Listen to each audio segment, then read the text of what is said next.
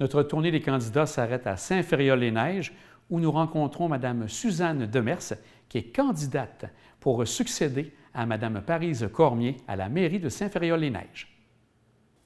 Alors, moi, j'habite ici depuis 14 ans. Je suis venue ici pour être entre montagne et fleuve, ce qui est parfait, en fait.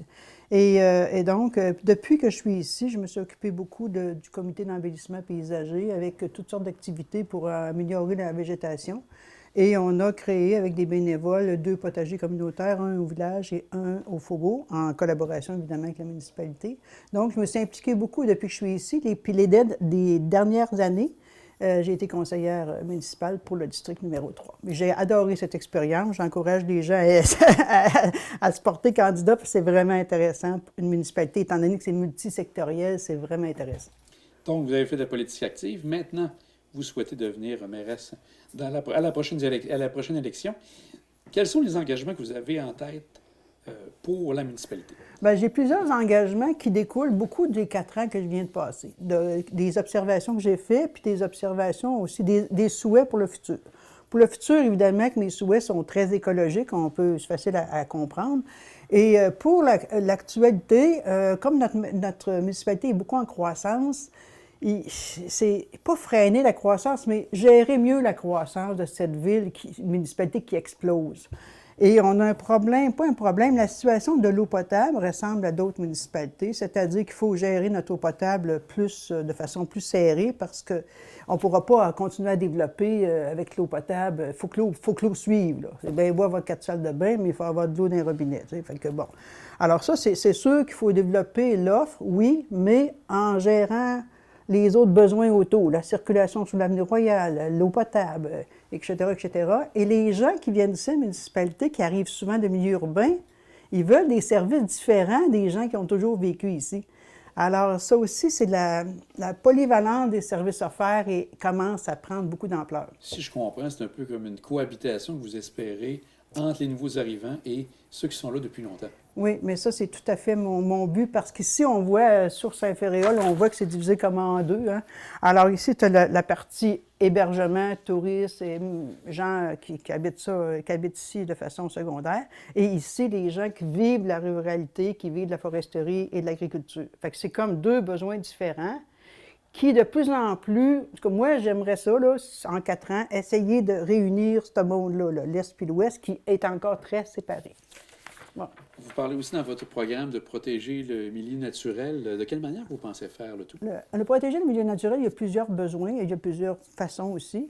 On ne parlera pas des milieux humides, qui est un sujet quand même vaste et un peu flou pour l'instant, mais on pourrait au moins... déjà, on a des normes, quand on fait un développement, de respecter 10 en parc. Maintenant, il faudrait redéfinir parc.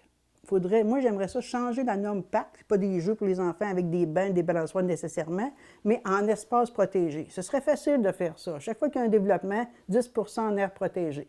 Maintenant, le 10 il n'y a pas besoin d'être un carré de 10 il peut être éparpillé dans un développement. Ça, je pense que c'est facile à réaliser. Ça existe déjà, les normes. Il faut juste les adapter puis faire comprendre aux gens les raisons de pourquoi on veut ça. Et aussi, vous souhaitez, vous avez parlé de la consommation d'eau potable également. Il y a la partie d'investissement d'infrastructures que vous souhaitez peut-être mieux gérer, si je comprends bien? Les infrastructures, il y a eu beaucoup d'investissements dans les quartiers semi-urbains, je dirais. Là.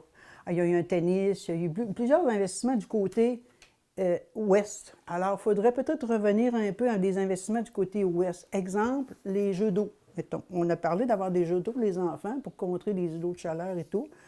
Mais l'idée, c'était de les mettre dans le parc des Sablières, qui est ici dans le Faubourg-Sud. Mais moi, je les verrais au village. Parce que, bon, alors c'est le genre de développement comme ça qu'on pourrait peut-être essayer de ramener là, plus au centre et à l'est, plutôt que concentrer, continuer. C'est bien ce qui a été fait, mais c'est trop concentré dans l'ouest. Et au niveau agricole, est-ce que vous avez aussi des idées en tête pour... Oui, j'ai quelques idées dans la tête. Bien, plusieurs idées. Mais entre autres, en fait, le marché qui existe actuellement, qui amène les producteurs au village le dimanche, c'est un beau succès. Il y a plus de touristes ou de gens en vacances que des gens de la municipalité. Alors là, il y a quelque chose qui ne marche pas là. Il faudra essayer de voir pourquoi. Et d'autre part, c'est méconnu tout ce qui se passe là, tout ce qui se passe dans les maisons, dans les travailleurs autonomes. Puis ça, il y a des miracles, mais il n'y a personne qui a l'air à savoir ça. Fait qu'essayer de faire connaître ça, peut-être faire une coopérative d'artisans, éventuellement. Et si donc, si les gens souhaitent voter pour vous, qu'est-ce que vous leur proposez, là?